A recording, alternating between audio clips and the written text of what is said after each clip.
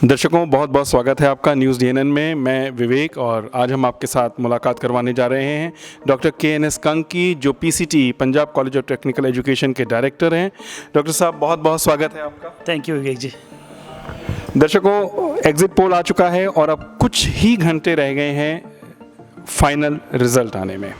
सियासी हलचल, हमारा खास टॉक शो जो इस समय काफ़ी चर्चा में रहा, हमने करीब करीब हर क्षेत्र को कवर करा, 5 राज्यों को कवर करा और उसी सिलसिले में अब जब कुछ घंटे बचे हैं और पंजाब की अगर हम बात करें तो खास करके पंजाब में आम आदमी पार्टी को क्लियर मैंडेट मिलता हुआ दिख रहा है, जैसा कि एग्जिट पोल्स कह रहे हैं। रिजल्ट्स कल आ जाएंगे, उसका भी सामने थोड़ी देर बाद ही हमारे सामने नतीजा होगा। जो भी होता है उससे पहले हम एक छोटी सी बातचीत कर रहे हैं डॉक्टर साहब के साथ। डॉक्टर साहब, अगर आम आदमी पार्टी को क्लियर मैंडेट मिलता है तो ऐसी कौन सी चीज़ें होंगी जिनके ऊपर पार्टी सबसे पहले काम करना चाहेगी? देखिए, सबसे पहले तो भ्रष्टाचार बंद होगा। आम आदमी पार्टी के आते ही भ्रष्टाचार बंद हो जाएगा, करप्शन खत्म। एंड देन जो हमारे पंजाब में एक बहुत बड़ी प्रॉब्लम है ड्रग्स की, तो ड्रग्स को एकदम से स्टॉप लगाना पड़ेगा। एंड देन जो स्कूल्स हैं, हॉस्पिटल्स हैं, जो बाकी व्यवस्था है वो साथ के साथ स्टार्ट हो जाएगी। बट ये ऑन गोइंग प्रोसेस है, जिसको स्टार्ट हो जाएगा फटाफट से और चलता रहेगा, इसको इम्प्रूव करेंगे।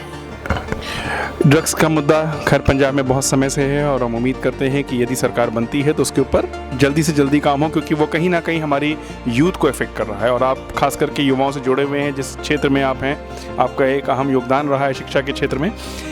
डॉक्टर साहब, इसके अलावा जो सबसे ज़्यादा जो बेसिक चीज़ ज़रूरी मानी जाती है वो है शिक्षा और स्वास्थ्य। इनके ऊपर क्या दृष्टिकोण रहेगा आम आदमी पार्टी का?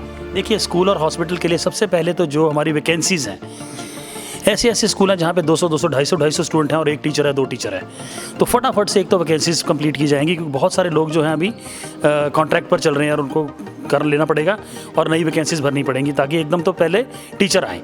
इसी तरह हॉस्पिटल्स में डॉक्टर्स आएँ एंड देन फिर उसके इंफ्रास्ट्रक्चर पे काम होगा। जैसे दिल्ली में हमारे सारे स्कूल नए बन गए हैं, एकदम A1 5 स्टार इंफ्रास्ट्रक्चर बना है, तो इंफ्रास्ट्रक्चर बनने में टाइम लगेगा, तो लेकिन शुरू में हो जाएगा स्टार्ट ही, और धीरे धीरे करके सारे इंफ्रास्ट्रक्चर को भी इम्प्रूव किया जाएगा। डॉक्टर साहब, एक प्रश्न खास करके आपके लिए।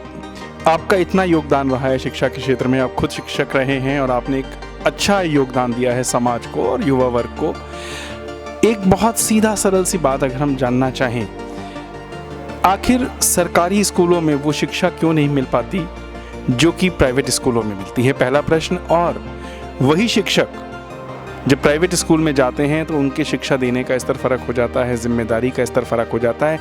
आपको क्या लगता है कि कहाँ पर हमसे चूक होती है? देखिए, पहली तो चूक है हमारी सरकार से कि वो जो स्कूलों को जो रिक्वायर्ड टीचर्स हैं वो प्रोवाइड नहीं करते और रिक्वायर्ड इंफ्रास्ट्रक्चर प्रोवाइड नहीं करते। लैब्स नहीं है, लैब्स में कोई इक्विपमेंट नहीं है। सेकेंडली, जो टीचर हैं, हालांकि गवर्नमेंट स्कूल के टीचर्स की सैलरीज बहुत अच्छी होती है प्राइवेट स्कूल के टीचर्स की बनस्पत, लेकिन कोई अकाउंटेबिलिटी नहीं है, कोई पूछता नहीं है क्या चल रहा है क्या नहीं चल रहा है। रिजल्ट बुरा आ रहा है तो रिजल्ट बुरा आ रहा है, अच्छा आ रहा है तो अच्छा आ रहा है। टीचर भी क्या करे?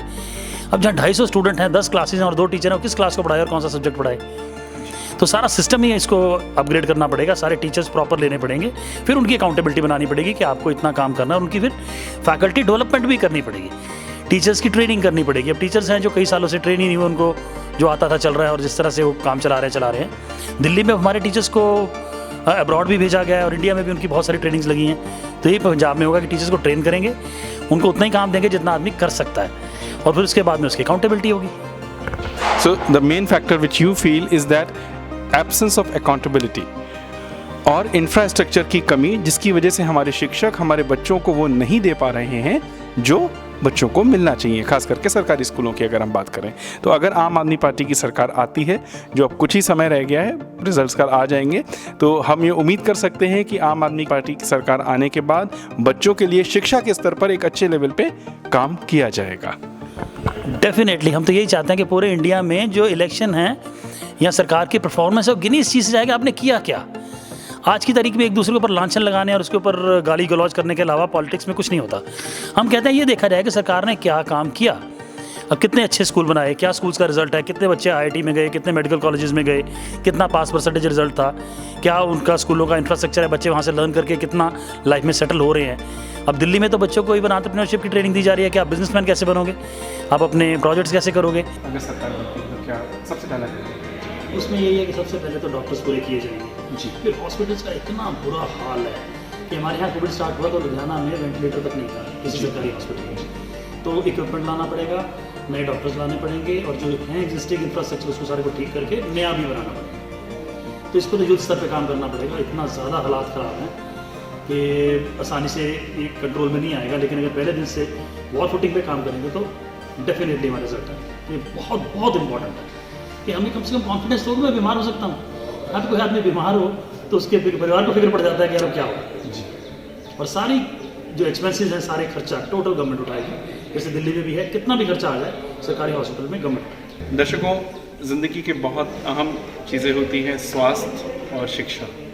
यदि समाज शिक्षित है तो उसको बहुत ज़्यादा दिशा देने की ज़रूरत नहीं पड़ती, वो हमेशा एक अच्छी दिशा में जाता है। तो डॉक्टर साहब, आपका बहुत बहुत धन्यवाद कि आपने समय निकाला, और हम उम्मीद करते हैं कि जो अभी हमारे एग्जिट पोल्स आए हैं अगर वो कामयाब रहते हैं, नतीजों में परिवर्तित होते हैं, तो जो कुछ आपने कहा है हम उम्मीद करते हैं कि सरकार आने के बाद वो सब कुछ लागू भी किया जाएगा। Thanks a lot, and let's hope for the best. Thank you.